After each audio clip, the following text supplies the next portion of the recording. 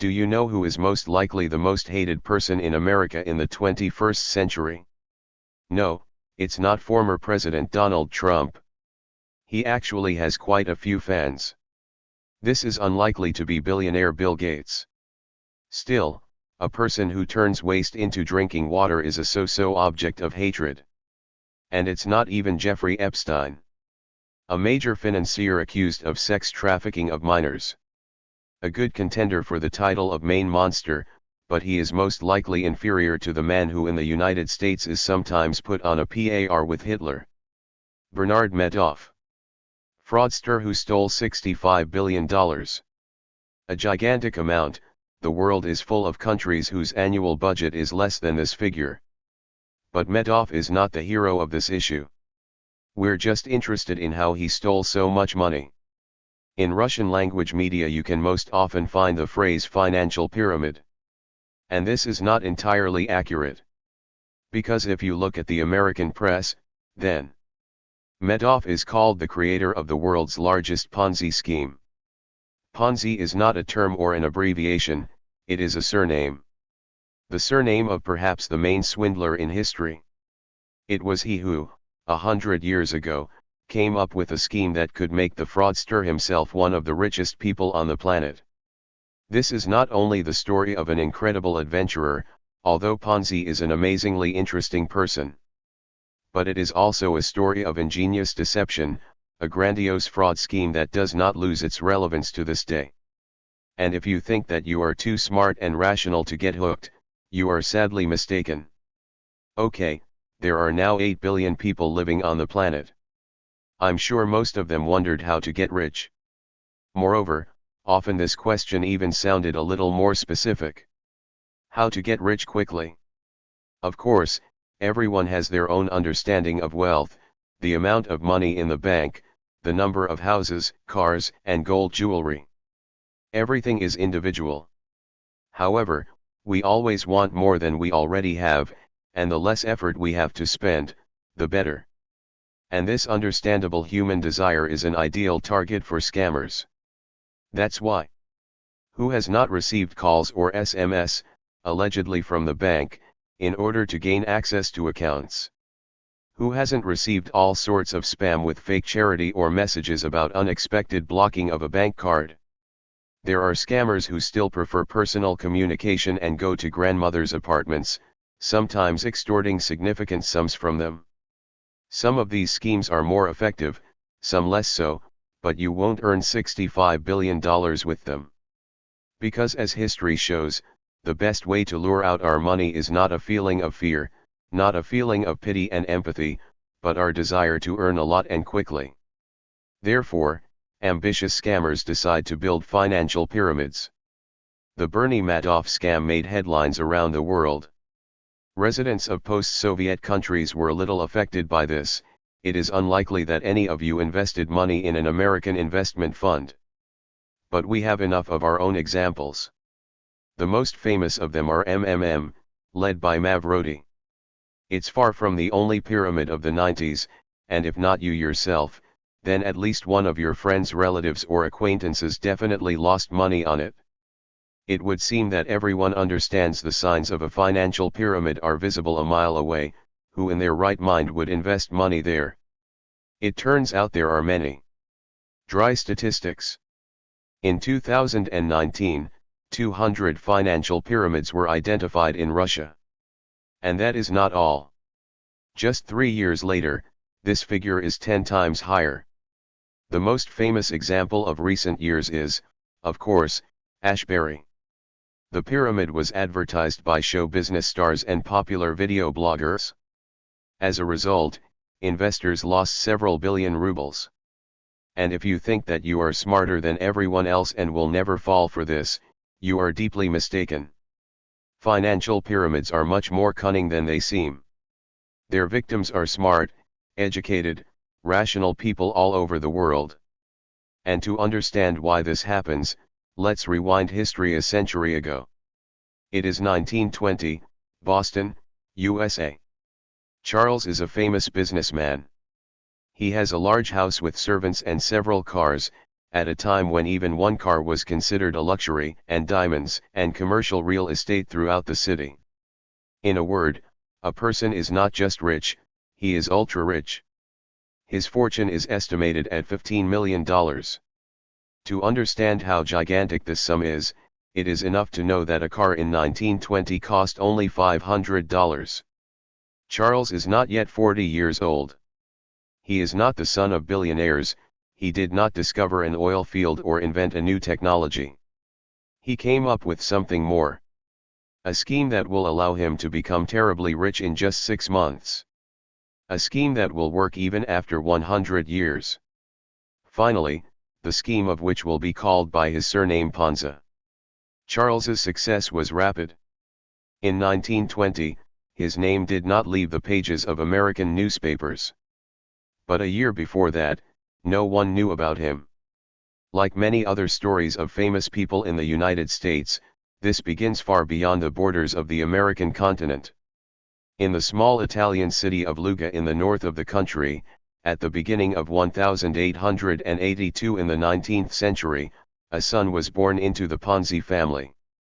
The first 20 years of Charles's biography in his homeland are quite vague and are largely known from his own words. What can be said for sure is that he was certainly not Charles at that time. Carlo Pietro Giovanni Tebaldo Ponzi, the full name of our hero. By the time of his birth, his family was no longer as rich as before, but still possessed some remnants of a fortune. This allowed Charles to go to study at the University of Rome. There, according to Ponzi himself, he entered that period of a young man's life when spending money seems the most attractive thing on earth. To put it bluntly, Carlo spent everything he had in a few years.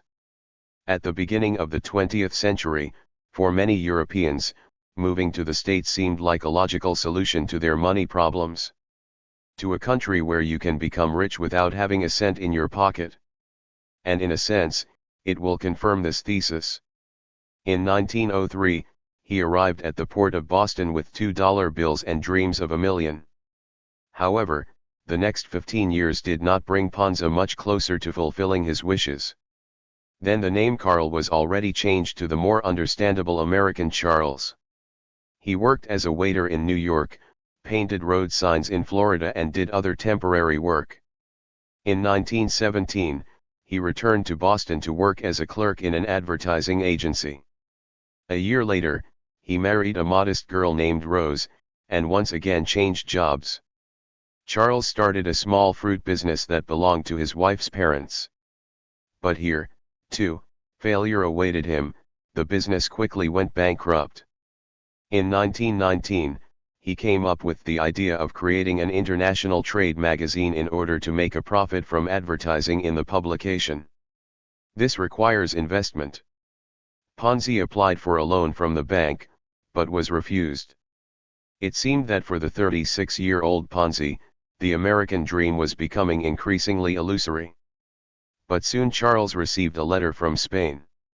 His addressee was interested in some details about the idea of a Ponzi trade magazine. However, this was not what attracted the attention of the hapless interpreter. The envelope contained so-called international postal coupons, with the help of which the person who sent the letter paid for the sending of the reply. That is, Ponzi, who received a letter in America, can change these coupons on a stamp and use them to send a reply letter to Spain for free. At that moment, a plan appeared in Charles's head, a business plan. The idea was that the U.S. economy was already much stronger than the economies of many other countries in the world, which twisted the mechanism of the future scheme. For example, Ponzi's European counterpart could buy an international coupon in Spain and send it to the United States. There Ponzi himself could exchange it for a postage stamp. A stamp in America cost 5 cents. This stamp could be sold to someone for the same 5 cents. However, due to the fact that the American currency was stronger than the Spanish one, it turned out that those same international coupons purchased in Spain cost much less than 5 cents. This is how Ponzi realized. We need to find a bunch of people who will buy these international coupons en masse in countries with weak economies, send them to the USA, exchange these coupons for stamps with the USA, and sell the stamps to Americans at the same price of 5 cents. According to Charles, the profit from such a scheme should have been up to 400%. Agree, so far this does not look like the most ingenious fraud in history. Moreover, it doesn't look like fraud at all. At the beginning of 1920, in theory, there was nothing illegal about this at all. But the most interesting thing is this. Thanks to the idea with stamps, Charles Ponzi would become a dollar millionaire in just half a year, and yet his company sold almost no stamps. How did he do it? Charles Ponzi opened a new company in early 1920. I called it Security Exchange Company and set about promoting it. In order to start buying postal coupons en masse, you need investments. In order to attract investments, you need to offer them on favorable terms. An income of 50% of the invested amount after 3 months sounds tempting. Soon the offer became even more profitable, 50% profit in just a month and a half. However, Ponzi understood that finding investors in a young company, even with such bold proposals, was not easy. It is necessary for people to believe, and this is done in several stages. Firstly, no one will give their money in exchange for generous promises. It is necessary that these generous promises be backed up by a serious business that brings good income, and from this income investors will be paid their fat interest. For this, Ponzi already had the same concept with international coupons and stamps. The future investor was told about 400% profit from foreign prices in different countries, and about a large network of agents throughout Europe who were buying coupons for Ponzi. A cool business opportunity. This whole story only looked from the outside. I didn't even intend to buy any coupons. All he needed was investors' money. Charles's second stroke of genius was as follows. He began to live according to the well-known principle of fake it until and naked. This can roughly be translated into Russian as fake it until you make it true. For people to start investing their money in a company, they must see that the company, and first of all its owner, is successful and rich. After all, if this is so, it means that the person really knows what he is doing and you can trust him with your money. Charles Ponzi behaved like a man of great wealth. He visited cafes, clubs, sporting events, made acquaintances and, of course, socialized. He created the image of a successful, busy, yet sociable investment expert. At the same time, Charles did not say anything about the possibility of investing in his investment company, because one of the main secrets of a successful financial pyramid is not to invite people there. We need to make people run and demand to take their money. Therefore, Ponzi started talking about possible investments in his company when he knew the person well. And he did it very unobtrusively. Charles achieved his goal and people gradually began to bring money. In order for a thin trickle of investments to turn into a stormy stream, only one last stage in building a financial pyramid was needed, to give the earned interest to the first investors. This is what Charles Ponzi did within a month. The question immediately arises, where did he get the money from, if no stamps or coupons were sold? Everything is simple here. The interest was turned off by the first investor at the expense of newly arrived investors. Thus, the last brick was laid in the foundation of a successful financial pyramid. Once they saw interest being paid and people making phenomenal profits, there was no stopping new investors. Moreover, the first investors realized that the scheme was working. They invested in the Ponzi company, the profits they had already received from it, brilliantly. In a word, the Ponzi pyramid was primarily built not on financial principles, but rather on psychological ones. That's why the scheme worked so effectively. People began to carry their money at an unprecedented speed.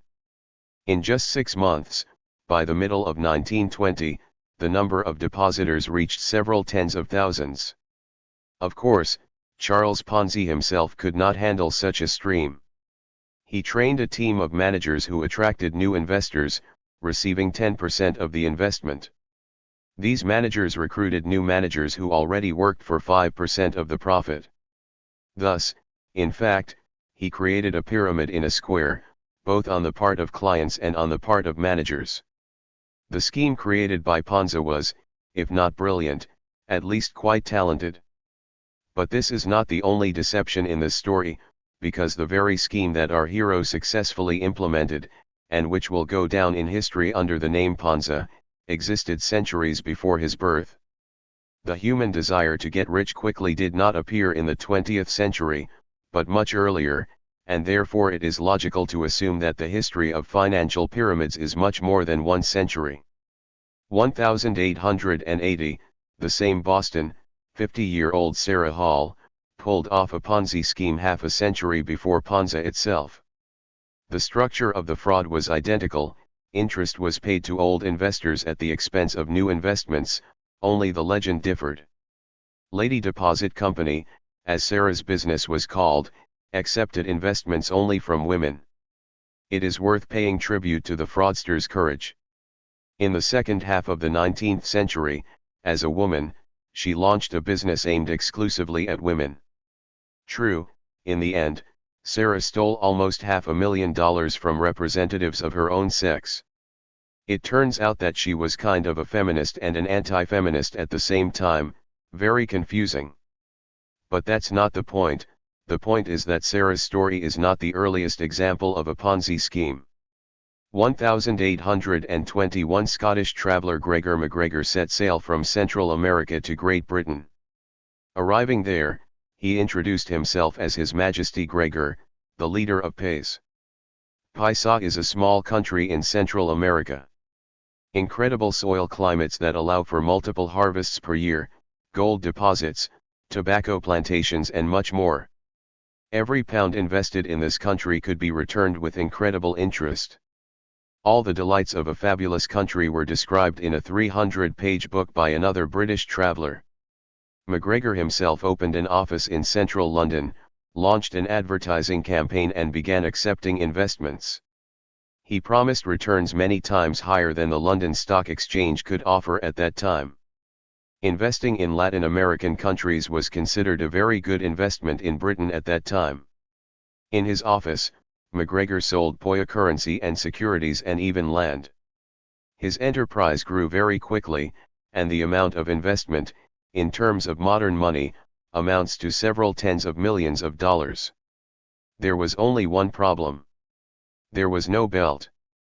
It was a made-up country, a made-up currency and a made-up story about countless treasures.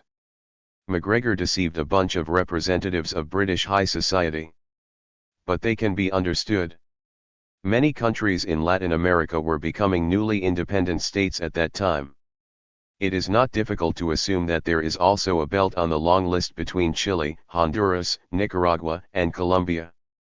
This couple of examples is enough to understand that financial pyramids are quite old phenomena. However, this still does not explain why we know nothing about the MacGregor scheme, but so many people have heard about the Ponzi scheme. As you know, in order to get into history, it is absolutely not necessary to invent something new. It's enough to repeat something old, but do it in a way that no one has done before. That's what Charles Ponzi did. He learned about the idea of financial pyramids not from books or newspapers, but from his own experience. In the long 15-year period between his arrival in the States in 1903 and his return to Boston in 1917, Charles not only worked as a waiter and painted road signs, he also spent time in prison. Here is how it was. In 1907, after several unsuccessful years in the States, Ponzi decided to try his luck in Canada. In Montreal, he got a job at Zerossi Bank, an institution organized by another Italian emigrant. The organization looked like a successful bank. Clients actively brought their deposits there in exchange for favorable interest rates. But in reality, the bank acted on the principle of a financial pyramid. Interest was paid to old investors from the investments of new ones. At that time, no one knew about Ponzi, and therefore a similar scheme was called, "Take from Peter to give to Paul." Long story short, the bank collapsed and its founder fled to Mexico, taking the depositors' money with him. Charles Ponzi again found himself without work and money. This pushed him to take a desperate step. He wrote a check in his name for $400 on behalf of one of the bank's former clients. For this forgery, Charles went to prison for 3 years. Returning to the States, he immediately went back to jail. This time for helping Italian citizens cross the border illegally. After leaving prison 2 years later, he made small temporary jobs. So several more years passed until Charles organized one of the most famous financial pyramids in history. And now it's time to return to the middle of 1920. At a time when Charles Ponzi was at the peak of his success, with a pile of real estate with a limousine and millions of dollars of innocent investors.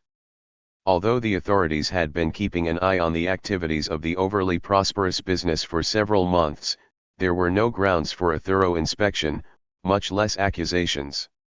Old investors received their money, new ones happily invested. Those who did not sit still were the journalists. The fact that a man was able to amass a huge fortune in just 6 months raised questions. It especially takes into account the fact that Charles Ponzi did not disclose any details. To all questions about the details of his business with stamps and coupons, he answered that it was a trade secret. One of the Boston newspapers conducted an investigation. During the course of it, it turned out that in order to obtain multimillion-dollar profits, Charles Ponzi needed to sell more than 100 million marks. However, American mail and at that time only a few tens of thousands were printed. Immediately after the publication of the article exposing Ponzi, a crowd of people appeared near his office. They wanted to take their money and Ponzi was even ready to give it away. He paid out over $1 million. This calmed investors a little, but the sharp outflow of capital became the basis for scrutiny by financial regulators. During the investigation, it became clear that no activity involving the purchase and sale of coupons was carried out. Just think about it, Charles Ponzi managed to raise $15 million for a business idea with stamps. How much money do you think was spent directly on purchasing stamps? $60. Ponzi's entire business is just a financial pyramid, the largest pyramid that existed at that time in history. Charles Ponzi's fall was as swift as his rise. Already in August 1920, just over 6 months later, his pyramid officially collapsed, and in November he was sentenced to 5 years in prison for fraud. After leaving prison, Charles went to Florida, where Ponzi set about building a new financial pyramid. At that moment, the state was experiencing a boom in the land market. This time Ponzi's promise was even bolder than his in the first pyramid. Refund 200% of what you borrow in just 60 days. The scam failed. Charles was quickly discovered and sentenced to a year in prison, but upon leaving he found himself under the threat of a new imprisonment. Charles Ponzi was initially convicted by federal authorities for his fraud in Boston. However, in the United States, each state can also bring charges individually. Therefore, the authorities of the state of Massachusetts, where Boston is located, decided to give Ponzi another 7 to 9 years. He fled to Texas, shaved and grew a mustache and planned to cross the border. The attempt failed, he was caught and put in prison. Ponzi came out of there only in the mid-30s, pretty well liked and bald. The court denied his request to remain in the United States and Ponzi was deported to his homeland in Italy. What happened to Charles over the next few years? It is poorly known, but the following version is considered the most likely. In the late 30s, he found a good job at an Italian airline and went to Brazil to establish business between the two countries. But in 1941, due to the war, the Brazilian authorities closed the branch of the company where Ponzi worked. He stayed in Rio de Janeiro and made small livings teaching English and French. According to some reports, in the same 41 year, Charles suffered a heart attack and from that moment his health deteriorated greatly. 7 years later, Ponzi had a stroke. He was almost completely blind. Less than a year later, Charles died at the Rio de Janeiro Charity Hospital. All he had left was $75. Ponzi himself, in one of his last interviews before his death, called the scam in Boston the greatest show. To some extent, he was right. The scale and virtuosity of the fraud led to the fact that the deception scheme, invented long before Ponzi, is still called by his name. But his business lives on and, one might say, even flourishes. Financial pyramids built according to the Ponzi principle still operate all over the world. And this is perhaps the most interesting aspect of this story. In Russia, these are hundreds and even thousands of cases a year, despite the fact that, probably, there is no person who has never heard of the MMM pyramid.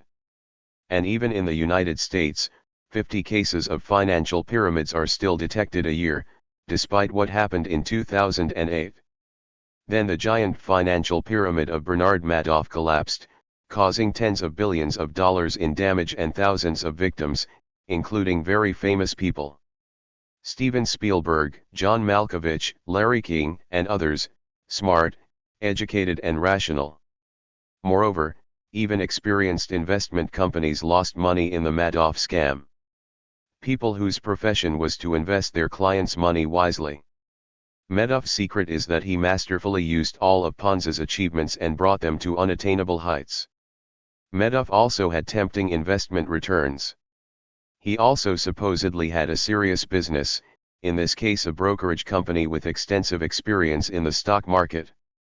Many also perceived Madoff as an experienced investment expert, and he also did not run after investors, they themselves happily brought him their money.